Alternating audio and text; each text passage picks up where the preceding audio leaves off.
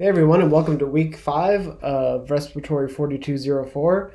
So we're finally at the meat of our course, or we're getting to it. So hopefully you guys took something away from the first module. I really want to focus on things that aren't really beat to the ground as far as respiratory therapy goes. So I really wanted to focus on a few of the different hemodynamic measurements and also the metabolic issues that we often see in our lab. So hopefully you took something away from that. If not, I'll be happy to review anything else you need, okay? But this week we're going to talk about ARDS. So tonight, or today for you, we're going to be talking about ARDS, as simple as that. Next week we'll be talking about asthma, COPD, and pneumonia. One quick reminder, Module 2 discussion form initial post is due on the 22nd. So before we get into all the research and everything involved with ARDS, we have to talk about the history and when it was essentially first defined. So back in 1967 by Asbog, over 50 years ago, we basically saw 12 different patients and they presented with similar symptoms of respiratory compromise, but they also had different etiologies for their respiratory compromise. So like trauma, transfusion, sepsis, and things like that. And he was like, well, hey, we're onto something here. So that led to the definition of what's called adult respiratory distress syndrome, which was later changed to acute respiratory distress syndrome due to the recognition of the acute onset of the changes in the lungs and the patient's presentation and refractory hypoxemia and all that other fun stuff that comes along with ARDS. But adult respiratory distress syndrome was named as such because there was already respiratory distress syndrome for infants, so we had to differentiate one from the other.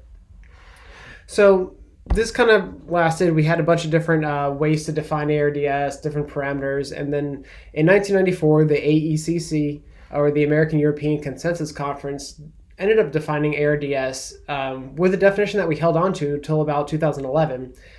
And the beginning of the definition goes, as an acute clinical illness characterized by the development of bilateral pulmonary infiltrates on chest radiograph, and so on and so forth. We'll talk about the rest of the AECC definition in a second, but if you want to refer to that, it's on page 910 in your HES textbook.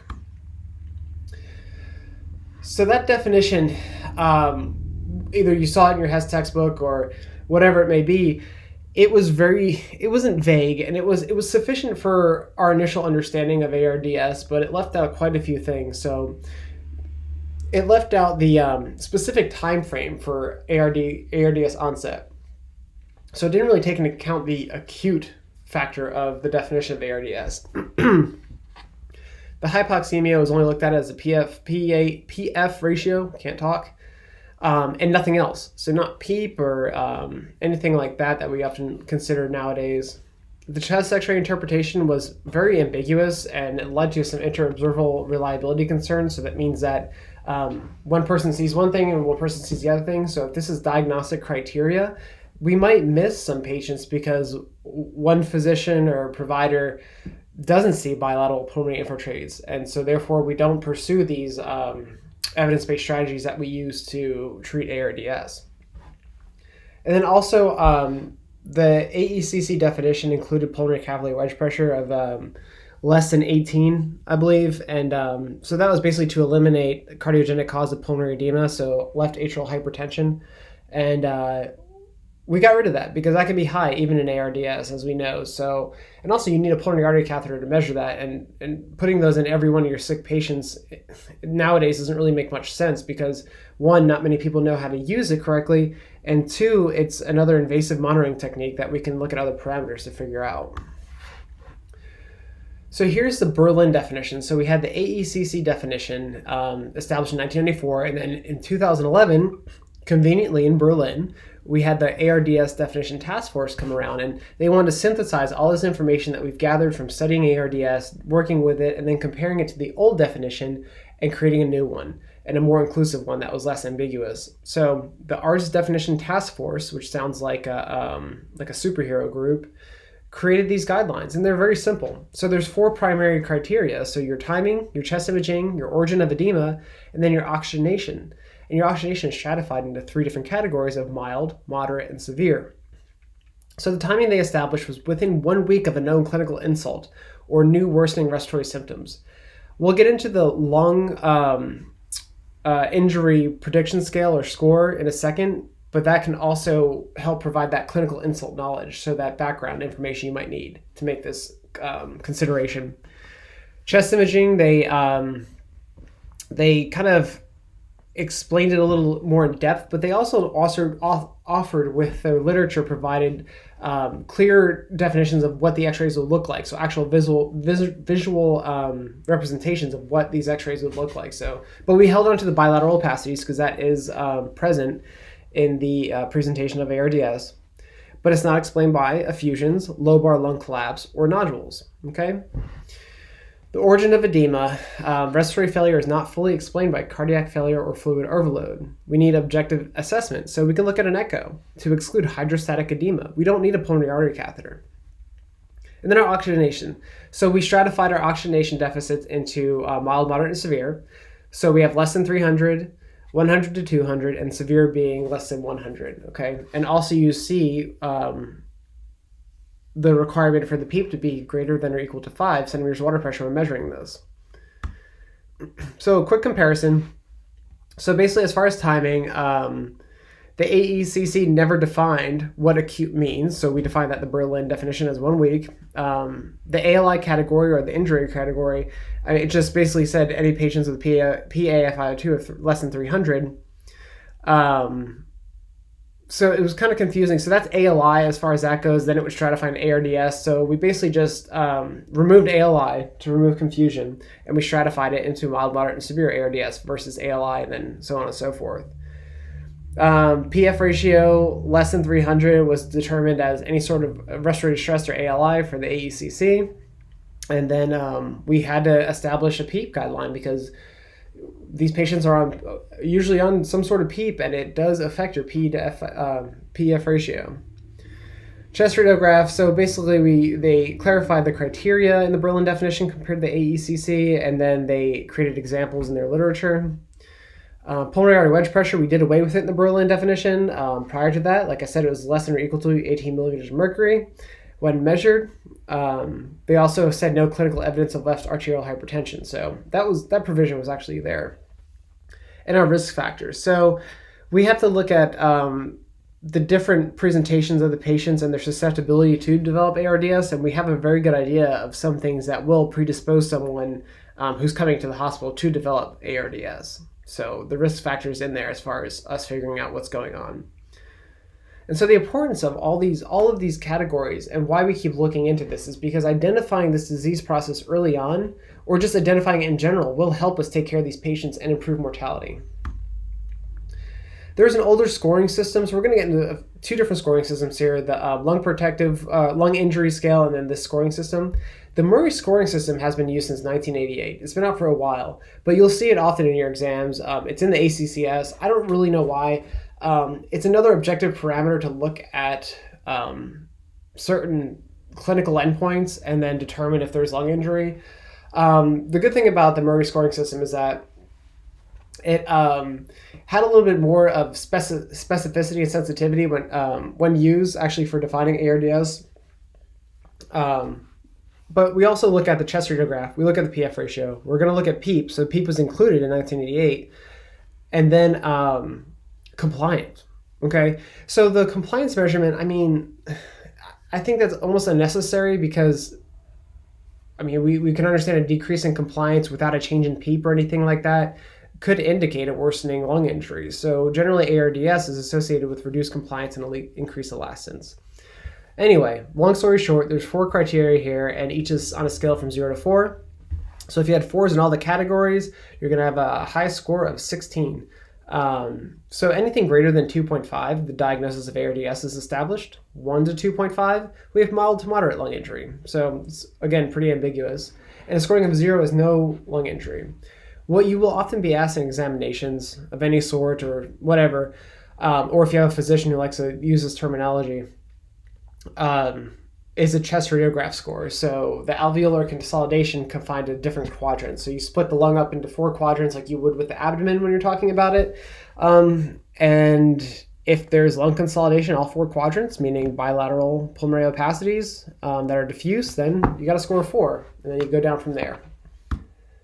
The oxygenation index is something that is still, it's used all the time. I'm not going to say it's still used. And I think it's a very good parameter as far as establishing an objective threshold for maybe escalation of care, transition to the oscillator, or ECMO.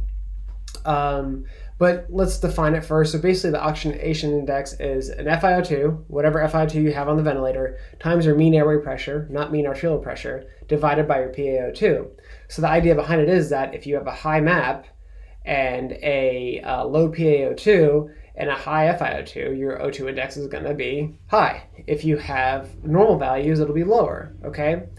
So there's different cutoff thresholds, and sometimes these are ambiguous, but in general, a score greater than 30, you would think of going from conventional ventilator settings to maybe the oscillator. Okay, it's kind of old school.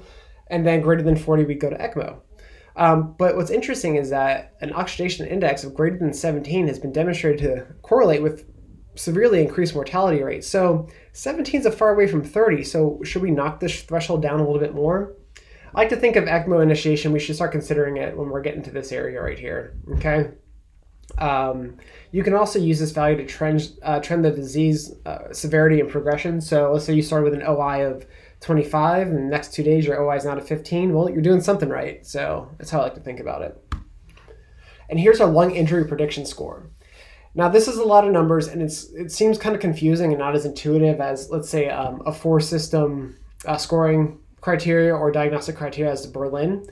But this is very important because it kind of synthesizes everything that develops an increase or encompasses an increased risk of developing ARDS from different clinical manifestations. Because ARDS can be caused from trauma, transfusion, radiation therapy, disease processes, anything like that. So this kind of stratifies that area. And you can see it's somewhat complicated here. Like a patient with a history of alcohol abuse with septic shock from pneumonia requiring an FiO2 greater than 35% in the emergency room. It's like, it's interesting how these examples come about. But I think it's very valuable. So the lung injury prediction score could be used to kind of serve as a force multiplier in a way as far as attacking the treatment of ARDS. So initiating some of these modalities sooner than later. So with that said, we have all of these scales. Are we even consistent with how we recognize and manage ARDS? So we have to look diffusely. So let's look at a bunch of different hospitals and see how they actually define ARDS. Since we have these coalitions who put out these definitions, do people even use them? Do they tailor their treatments to those definitions? So Belani did that for us. So in 2016, he started an international multi-center prospective cohort study. So it's fairly strong evidence for what they're doing. Out of 459 ICUs over 50 countries. It's a pretty good representation of a patient population.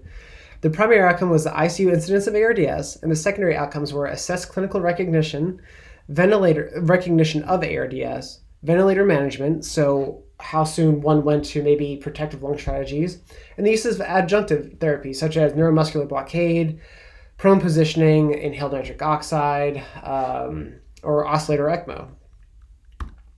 So what they found was that 10% fulfilled ARDS criteria out of the patients surveyed there, and what they found in their data. 30% were mild, classified as mild, 47% were moderate, and 23% were classified as having severe ARDS, per the Berlin definition. So this is the interesting point. So clinical recognition, 51% of the patients with mild ARDS, per their kind of data mining they did, were identified, okay? 79% were identified as severe, so the vast majority of patients with severe ARDS were defined and diagnosed as such. So what does that tell you? The whole point of what I'm trying to say is that we want to attack ARDS as early as we possibly can. So incorporating risk factors, clinical signs and symptoms, current vital signs and ABG values and things like that, and ventilator settings. So what we're having to do to get these values are very important to jump on early, because the early initiation of any sort of these therapies is going to be better than the late. Doesn't matter what it is. So 51% were recognized as mild, 79% in severe. Well, that just goes to show that yeah, it's easy to recognize something that's obvious, but when we really want to intervene, we're not recognizing it as much as we should. 51% isn't bad, I'll give you that much, but it's not good enough to decrease mortality with ARDS, and we haven't seen a decrease in mortality in ARDS. So less than 2/3 received a tidal volume of 8 mils per kilogram or less. So once again, we're not really following evidence-based treatment because we're not recognizing these patients soon enough. Plateau pressures were even measured only in 40% of the patients, and plateau pressure is a very important parameter that we look at, established by science and established by animal models and human models of a very dangerous parameter to exceed as far as lung injury goes with ARDS. 83% received a PEEP of less than 12. That's staggering. That is a staggering number of people who might have been undersupported. Prone positioning was used in 16% of the patients. Fair enough. I mean, it should be used quite a bit more, but that all depends on institution comfort with the practice, understanding what the practice does, and understanding of the evidence-based outcomes. So, just to synthesize what I said, these findings indicate the need for improvement in recognition and management of ARDS. So I thought this was a very interesting study. So let's go into the nerdy stuff about it. So the pathobiology. And I'm going to keep this relatively surface level because immunology and the inflammatory response could be an entire semester or year. It could be, it's incredible the amount of information, how deep you can go within the cell. So the major players in the pathobiology of ARDS are neutrophils, the alveolar macrophages, platelets, and then dysfunction of the type 2 alveolar cells. And this is a shortened version of it. There's a lot more involved. This is more of a product, the type 2 alveolar cell dysfunction is more of a product of these three things up here and what they're doing. But neutrophils, what are neutrophils? So they're the first things that are going to respond to these pathogens, right? Any sort of inflammation or any sort of microbial insult or immune response. Neutrophils are going to be there.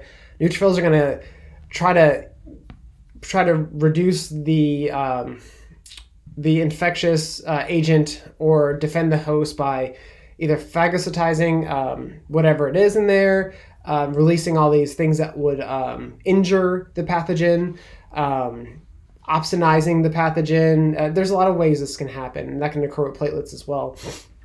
But the main thing is that neutrophils, when they die or when they do their job, they do release things that do damage epithelial cells, endothelial cells, and things like that.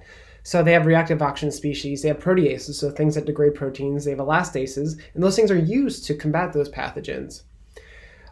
They also, in their cellular membrane, they release leukotrienes, which are a part of the arachidonic acid pathway. And if you think about leukotrienes, you think of asthma and inflammation, right? Well, same difference.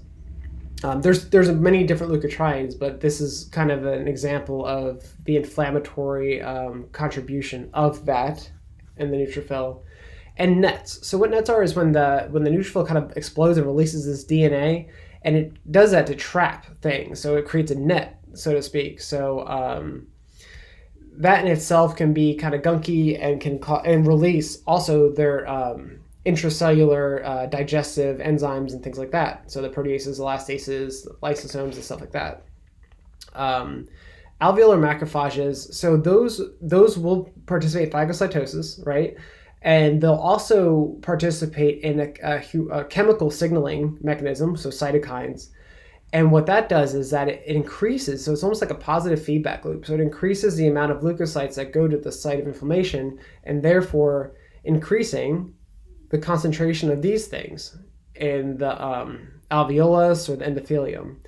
So the common players, and there's a lot more cytokines that are involved in this, are tumor necrosis factor, interleukin 1 beta, interleukin 6, interleukin 8, and also interleukin 10 and 12 are involved.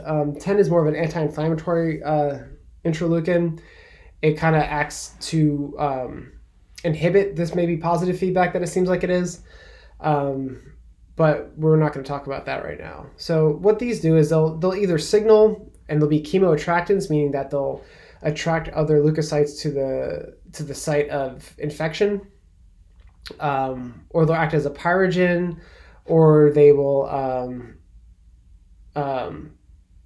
just really just kind of cause an overexpression of different inflammatory mediators that are involved in fighting infections, but are also deleterious to our endothelium or our alveolus, for example. So our platelets. So what do platelets do? We think that platelets clot things. They combine with fibrin, make these little clots, and there we go. But this endothelial injury that's involved in maybe a septic state, it exposes tissue factor, and then it leads to the platelet aggregation and thrombi formation. So you could think of DIC, right? That's a very extreme example of this. So, but with that said, we develop vascular thrombosis and leukocyte recruitment as well. So on top of these cytokines, platelets will have an immune activity as well. They're not just a benign thing that sticks to things. So we'll have platelets go to these sites. We'll have thrombosis, which would eventually decrease oxygen consumption or reduce cellular metabolism in certain areas because of blockage of flow. We'll have collateral circulation though, but there's all these issues that combine into this one soupy mess. And they end up destroying your endothelium, your alveolar epithelium. They create cellular dysfunction. It's just an overexpression of this inflammatory response. So this type 2 alveolar cell death and dysfunction can account for the pulmonary edema we see. So with this like enzymatic dysregulation and just a whole dysregulation of cellular response, our sodium-potassium pumps aren't going to work as well, and we're not going to be able to create this osmolar gradient with sodium in and out of our alveolus, and then we'll end up leading to pulmonary edema. So we'll have a fluid buildup that usually is mediated by this channel or this mechanism within the type 2 alveolar cell. Here's a quick diagram or a diagram, it's not quick, of neutrophil adhesion and migration. So what's happening here is that you'll have the neutrophil, it'll roll down the endothelium, it'll find a spot it can slip through, and usually these junctions are widened due to the cytokine release and the endothelial reaction to it. You have your nitric oxide that is released from your endothelium that will cause this. So that's one of the mechanisms of one of the things that we actually have people inhale. And it'll migrate through these junctions between the epithelial cells, and then it will do its thing on the other side. So let's say the alveolus, okay? And you could think of this area as like the area between the alveolus and maybe where the AC membrane is attached to the outside, and like a widening of that and an edema. So you have inside and outside. But this is basically how the neutrophil squeezes itself in there. And you have your glycocalyx that'll be on your endothelial side that'll help with this. And it'll also help with platelet aggregation. So let's talk about the causes of our ARDS. We have both direct and indirect lung injury. You guys should be pretty aware of both of these contributing factors to ARDS. So I'm not going to spend too much time on this, but we'll get into it a little bit more later on. But I want to focus on the translocation of these pathogens. So a lot of people forget that if you have a dead gut, and you have to think about the way your liver works and how things filter through your body, especially the right side of your system. So you have all these veins and everything that connect to your liver, right? Because your liver has to detoxify things that go into your bowels. So they go through your liver, and then they go through the right side of your heart, and then your right side of your heart goes to your lungs. So this is why we often see ARDS and sepsis. It could be at your foot, right? You're like, well, how did it get to the lungs? Translocation. So these pathogens and things like that, so let's say your gut dies and you have a translocation of gut bacteria into your systemic circulation. And that can lead to multi-organ failure, but it's going to go straight to your lungs first. And your lung is the highest, has the highest amount of capillary beds. It's very vascular. So we're going to be directly affected by anything that gets translocated from any part of our circulatory system. But I like to make that comparison between dead gut, pathogens going up through there, and then going to the right side of your heart and into your lungs. So you always have to be aware of that. Here's an easier or a more illustrated explanation of the different phenotypes of ARDS, and it's very similar to the slide beforehand about the direct and indirect causes. As you can see in sepsis, I mean, you'll have a wide array of lab values and different things that you might objectively see as far as the phenotype of describing what kind of, or a phenotype is a description of what kind of ARDS it is. Here you'll see an increase in platelets and white blood cells, as you understand that these are also immune active agents, so and platelets as well. Cancer, we didn't talk about that very much, but people with cancer, especially if they're in the hospital, are generally immunocompromised. So they're more susceptible to these pathogens that we normally fight off, okay? Furthermore, if they're getting radiation and chemotherapy, this ionizing radiation and these chemotherapeutic agents are very cell damaging. And with that being said, you're exposed, you might be damaging your leukocytes or your bone marrow or something you're not producing. You might be neutropenic, whatever. You become more immunocompromised. But radiation therapy is an ionizing therapy which causes inflammation. So you got to think about an electron being knocked off and then that electron needing to attach to something else and maybe attach to a cell membrane, and then it messes up that cell membrane, and then everything goes haywire, okay? You become immunocompromised or inflamed. Now, trauma. So trauma, what do you think about when you think about trauma? You think about direct pulmonary contusion, so your chest hits the steering wheel, right? Let's say, you cut your femoral artery on a chainsaw and you're bleeding out everywhere and you have to get all these blood products transfused, FFP, all this stuff. You are at a very high risk for developing ARDS through that inflammatory process. If you are HLA mismatch, so human leukocyte antigen, you have class 1 and class 2, we all have something similar in there, and if the more transfusions you're exposed to, the higher potential you have to create this mismatch and this inflammatory response. And so transfusion itself is a great explanation of trauma and ARDS and transfusion-related ALI. If you give platelets as well, platelets are immune active cellular organism. And then also you always run the risk of not being ABO compatible. So nothing is perfect. Here is an illustration of everything I pretty much said. It's very chaotic, as you can tell. So you're going to have death of type 1 cells as well. Type 1 cells, when they're regenerated, what do they become? Type 2 cells. So those really never come back. I'm not going to say never. You have your surfactant that's inactivated. Over here we said SPD, decrease. So let's say that is from a drowning or something like that. But it's also inactivated from these leukotrienes and all these other inflammatory mediators that happen in here. And proteinaceous material that is leaking into your alveolus. So blood inactivates surfactant, if you guys remember that, and other proteinaceous materials. You have your alveolar macrophage just spitting out cytokines and everything else to get all these neutrophils and other leukocytes in there to help fight whatever's going on. You have fibrin formation. You're also going to have hyaline membrane formation from deposition of collagen and the repair of the endothelial wall. And here you have your capillary, like following along your alveolus or your AC membrane. You see this gap formation from just a lot of edema going on, a lot of capillary leakage. And you can see your neutrophils that'll sneak out your endothelium and then go into your alveolus. Okay.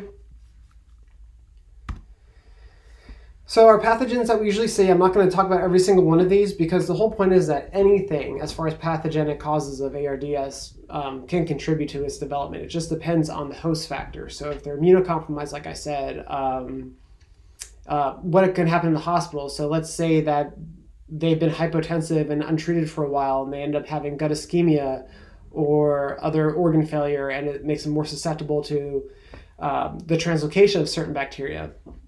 It can also be exposure factors and things like that, but we always talk about the flu and ARDS and your general culprits over here, which can be regional. It's very specific to whatever's prevalent to where your facility is and what they usually see. So ventilator-induced lung injury, well, we don't want to beat up their lungs any more than their body's already doing to itself. So we talk about volume trauma, barotrauma, and atellect trauma. And we shall be pretty familiar with these three terms, right? We have to apply PEEP so the alveoli don't keep shearing each other and collapsing and causing a lot of stress. We want to reduce our plateau pressures and things like that so we don't blow out our lungs, right?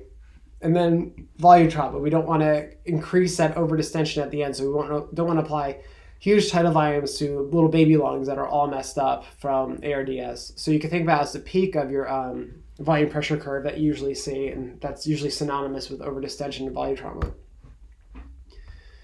So those three things can lead to what's called biotrauma, which is the activation of inflammatory mediators on top of what the body's already dealing with, right? So we're adding insult to insult and injury. And then the translocation. So like I said, things can go from the other parts of your bodies to your lungs, but things can go from your lungs to other parts of your bodies as well. So it's really a vicious cycle and a two-way street. So whatever pathogen is in your lungs, it might be relatively isolated to that, but the more we cause this capillary leak and endothelial damage, we're going to translocate these pathogens to different parts of our body. So that's why we start seeing this renal failure and renal tubular acidosis, and you might see some cardiac issues as well, like a valvular issue from some of these pathogens. So it affects everything. Okay, that's the point of it. So what's in your lungs can go to your body, and what's in your body can go to your lungs.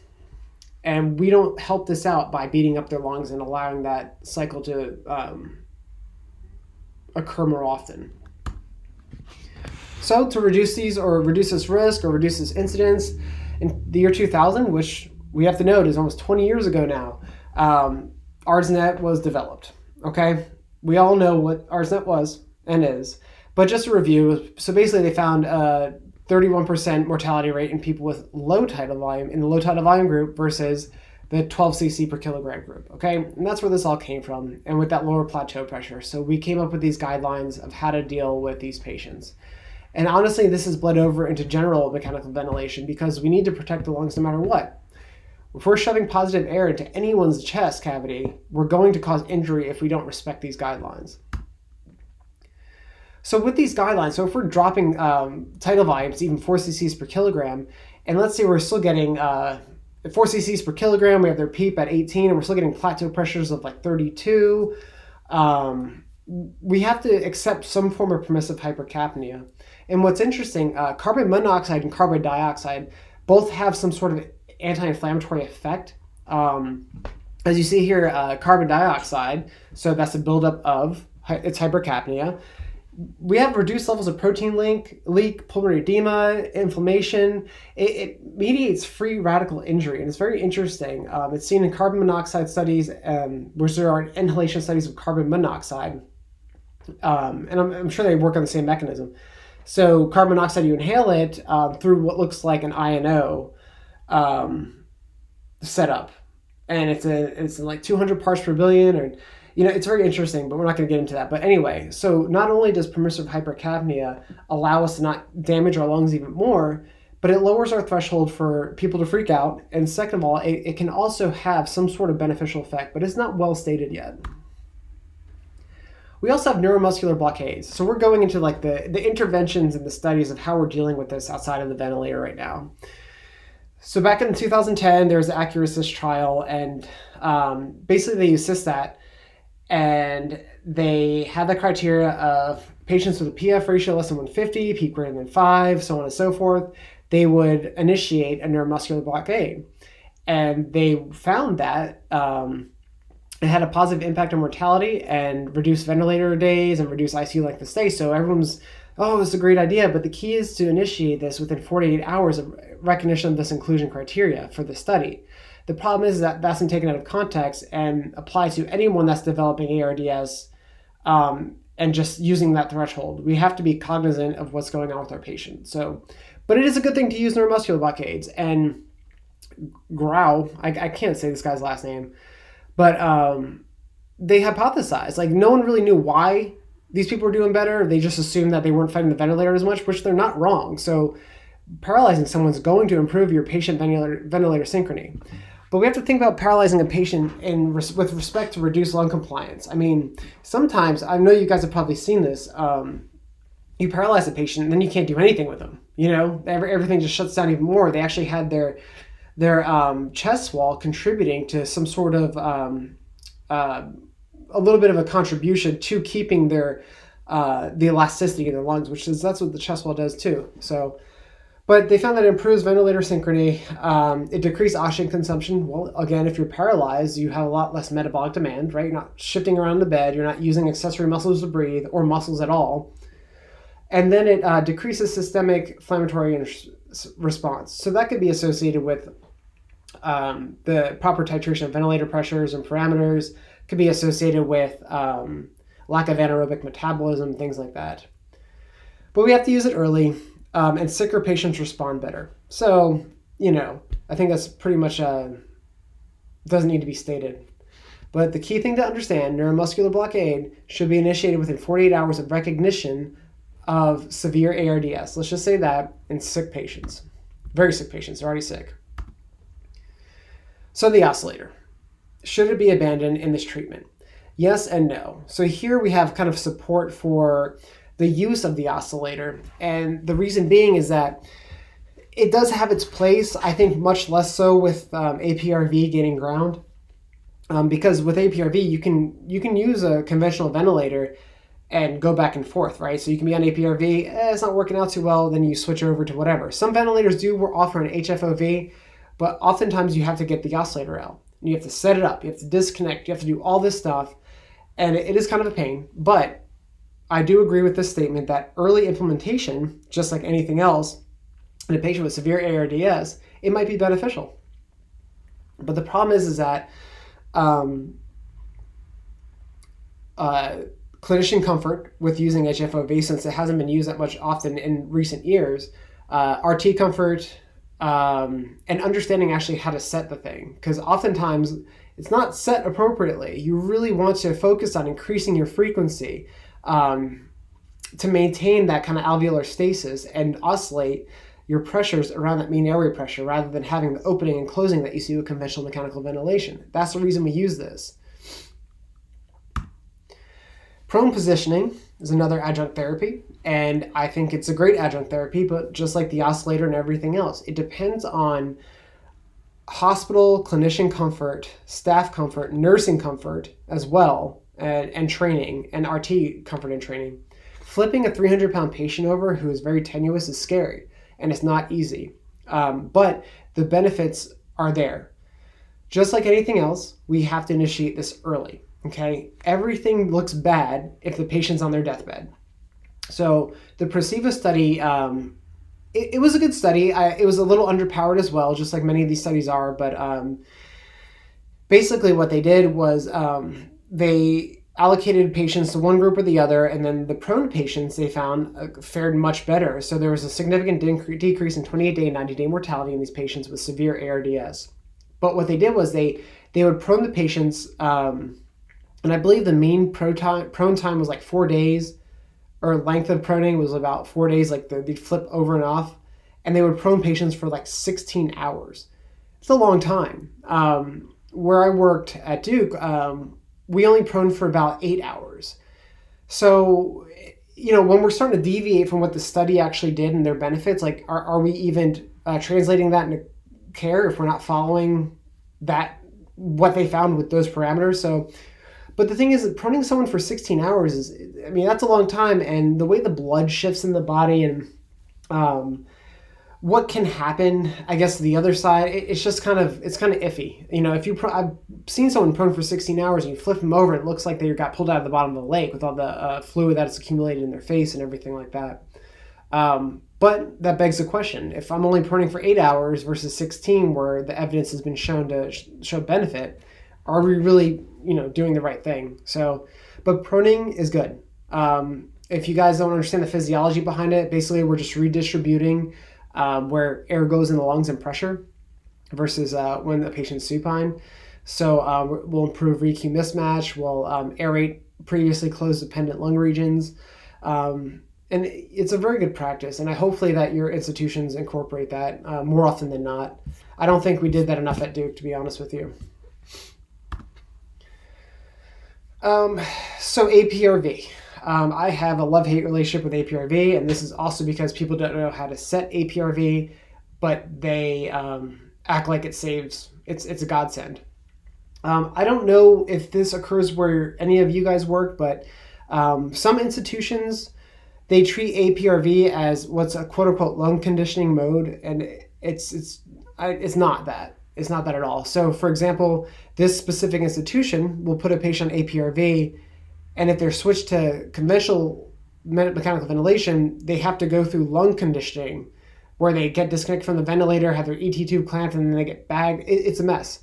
And that's the problem with APRV. Like, we have these misconceptions about it and misunderstandings, and it's not said appropriately 98% of the time that I practice. So that's anecdotal. There's no evidence in that. But the whole point is that this guy, Sadowitz, found that with early treatment of ARDS, so we're identifying these early signs of it, placing these patients on APRV, just like I said, placing a patient on HFOV, could prove beneficial as far as lung protection, and recruiting that lung early on before we start getting into our fibrotic stages or our extremely inflamed states. So using it as a preventive ventilation strategy. And APRV is almost used in some institutions as the go-to. It's no longer pressure assist control. They're getting put on APRV or even pressure support, because the way you can titrate things and wean, it is beneficial, but I think we need more research on it. This study that I'm referencing is an animal model study. All of these studies with APRV have been animal models so far, so we don't really have a lot of good data as far as outcome data for human studies and ARDS. But in theory, it's a great idea. So here's the esophageal monitoring aspect of this. So this hasn't been implemented all that much, but it's gaining ground, and this is kind of my bag. I really enjoy this medium. But the main study, so we have Ards for how we ventilate people. So the Talmor study in 2008, it was that's like our Ards for people who enjoy this medium. There are some problems with the study, but basically what this guy did was he had a cohort of patients with ALI or ARDS, and he put one group in conventional management with the ARSNet low PEEP table, and then another group having their PEEP titrated by end expiratory esophageal pressure, okay?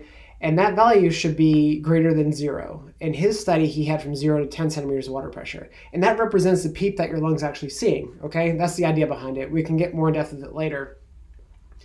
And what happened in this study is that they stopped after 61 patients were enrolled because they just saw an immense benefit, right? And so it was almost unethical to continue that and exclude the other group from this treatment, right? So after 72 hours, they found that the PF ratio was 88 millimeters of mercury higher in the esophageal group versus a control group. That's incredible. The compliance of their lungs were also improved at all the time points. I think it was like 72 hours, 48 hours, and any normal time intervals that we usually look at in studies. But they're comparing this to the low PEEP to FiO2 table. When you're titrating your PEEP with the esophageal balloon, you might be sitting at a PEEP of 25 and an FiO2 of, 50, 60. So it kind of goes against the convention of what we know. But you'll see this often with morbidly obese patients. So we have to take that in consideration. But comparing it to low PEEP to FiO2 table, I don't think was very appropriate. I don't think we would have seen as dramatic of a change. It was a very small cohort. It was a single center study. But this is what inspired me to look into this and try to practice this more with patients I take care of. So this one right here, which looks like a citation, I don't know why it came out like that, Grasso, is another pioneer in this medium.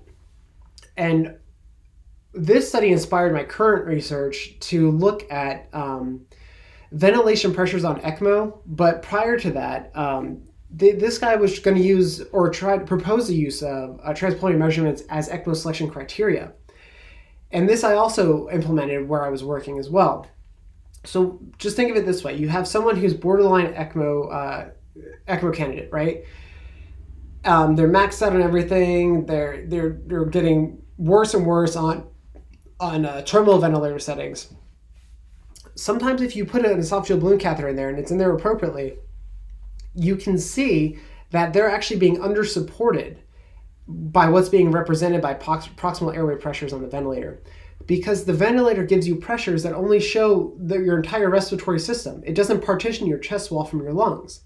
So therefore, you might be under-supporting the patient, but supporting their chest wall. So what the esophageal measurement will do is allow you to see the pressures that the lungs are seeing. And the idea is because it's estimating pleural pressure. So if you have a patient who's about to be cannulated for ECMO, you put an esophageal balloon catheter in there and you see that, they need more PEEP. Let's say their end expiratory PEEP on their esophageal catheter was -5. I mean, you would consider them being undersupported. Let's say you crank up their PEEP, do whatever you need to do to match these parameters. Oftentimes you'll see these patients weaned off the ventilator very rapidly within 2 to 3 days. So anyway, you can also put an esophageal balloon catheter in, and you can see that, well, no, we're back against the wall here. There's nothing more to recruit. Other parameters I'm not going to talk about in here are just up against the wall. We need to go to ECMO. So it can be a definitive threshold for ECMO cannulation or not. And keeping people off ECMO, in my opinion, and safely ventilating them is actually, it's good practice. ECMO is very invasive. It leads to a lot of blood transfusions, heparinization, and things that we don't really want to get into with these patients that are already tenuous. So Grasso found that that we might be utilizing conventional means of measurement, be it proximal airway pressure, has led to an overutilization of ECMO cannulation. So that's really something good to think about. And then ECMO use in ARDS, ARDS, we already know that it's increasing its use across all different disease processes. So basically, there's a New England Journal of Medicine article that just came out that expressed that the mortality rates when compared to ECMO in different disease processes, mortality rates aren't statistically significantly different. They are different, but it's not statistically significant. So mortality rates are improving, but it's just not that really, it's not significant. It's almost a benign change. I think that they, in the study that I'm referencing, it's not in here, I'll link it on the module. I think that they underestimated the utility of ECMO in that study, and they also had to cross patients over who were sicker into the ECMO group because they needed ECMO cannulation because they were backed against the wall conventionally. So I think the problem with ECMO and mortality rates is that people are cannulated too late, and clearly they're sicker patients. So sicker patients have a higher propensity to die. So comparing mortality rates with ECMO and saying it's not getting any better, I think it's just a false association. So we have to think of it that way. It's like the oscillator. If you put a very sick person on an oscillator and they die, is it the oscillator's fault, or is, you know what I mean? What is it a product of? So we have to be cognizant of that. But regardless, ECMO use is increasing significantly.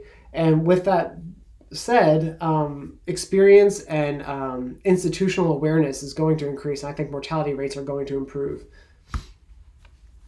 So I want to talk about mechanical power, and this is kind of a future consideration for ARDS management. And this will be kind of glazed over because I'm sure you're already glazed over. But I think this is really cool and really important, and it's almost a synthesis of everything we've been researching over the past 50 years. This isn't a new concept. It's derived from the equation of motion, but the synthesis of these variables is relatively, it's new for investigation. So basically what this is an emerging research in the synthesis of potential damaging variables associated with mechanical ventilation. So we have our respiratory rate, our PEEP, our airway resistance, our plateau driving pressures, and things like that. And all of this is derived, what we're looking at, from the equation of motion. And here's the equation of motion. Okay, there's different permutations of it, but this is the basic equation of motion.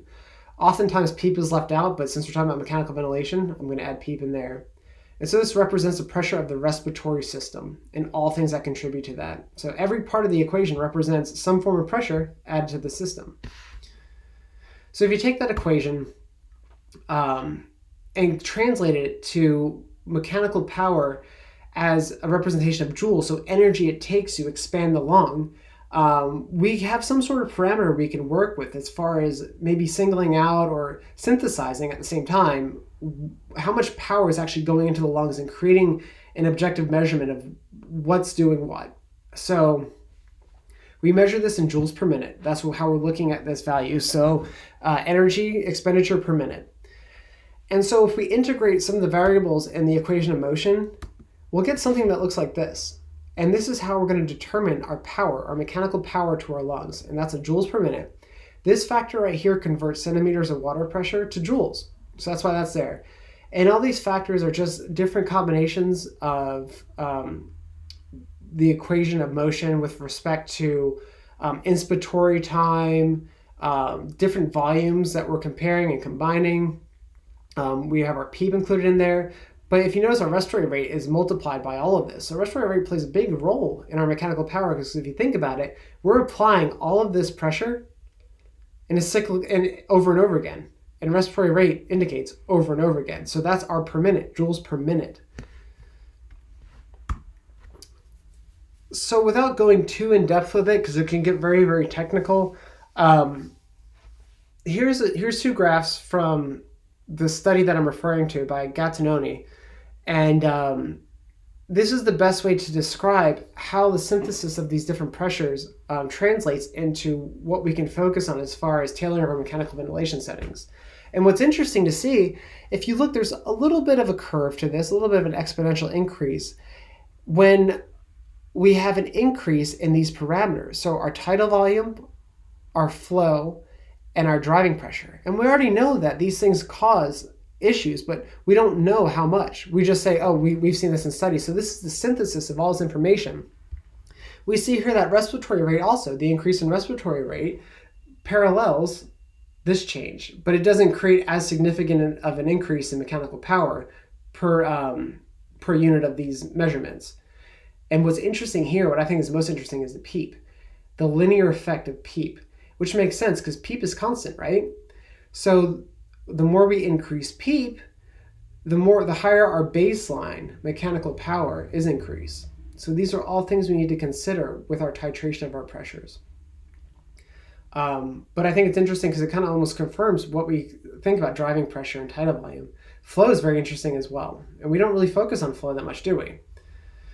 And here's just a parallel of respiratory system elastance versus respiratory system resistance. And clearly, the more your elastance increases, the more mechanical power from the ventilator is going to have to be applied to the system. Elastance is the inverse of compliance. If your compliance decreases, of course, you need more energy put into the system, more power, more pressure to create the same change. So further considerations with this statement. So yes, it's novel. It's a very exciting new paradigm in mechanical ventilation, how we can titrate things. But what values do we use? How do we synthesize this information? That's already a synthesis of other information.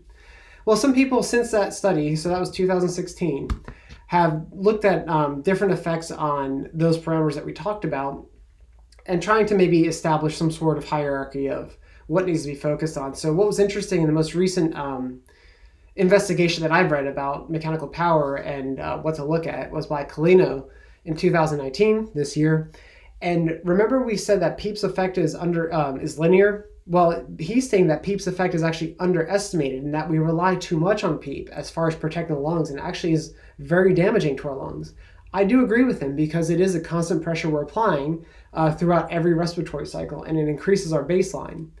But in Gattioni's study, everything was linear.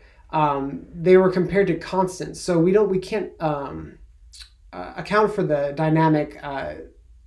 dynamic systems within the lung. So different time constants, different areas of compliance and elastance. So, and that's been the issue with anything we do with the lung. But he found that between 7 to 15 centimeters of water pressure was ideal.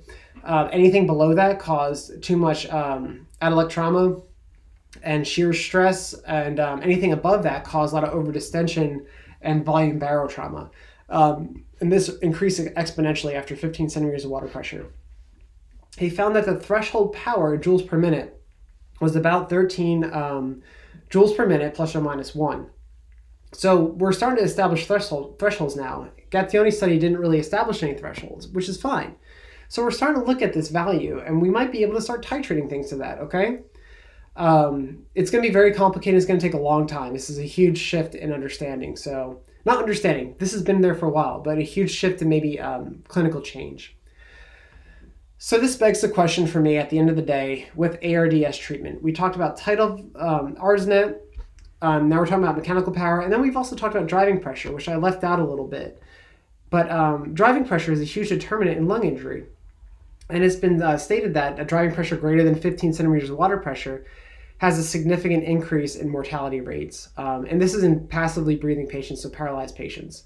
And so that's kind of been the big thing lately. And I'm sure you guys have heard this before. So what's better? Driving pressure, mechanical power, conventional? I think mechanical power is going to be the shift because it encompasses all of these aspects that are included here. So there's a lot of things going on with ARDS right now, and I think it's been stagnant for many years, and we're coming upon an explosion of data. So I'm very excited about it, and I think change is going to come sooner than later, but we can't disrespect where it came from, like ArdsNet. And there is definite merit to what we learned throughout that trial. Okay? All right, you got a lot of information, ARDS. There's a lot more. Check out your resources in Module 1. I linked a lot of studies in there I think are very interesting. Chapter 38 in your HES book covers ARDS. Read that if you want. I might pull a question or two out of there for the exam, but it's basically a background information. But it's not bad information. So you can review that if you want. It's a short chapter, okay? Please email me if you have any questions. Come to my office hours, shoot me an email, set up a time to meet, whatever you need to do. I'm here. So thanks for watching.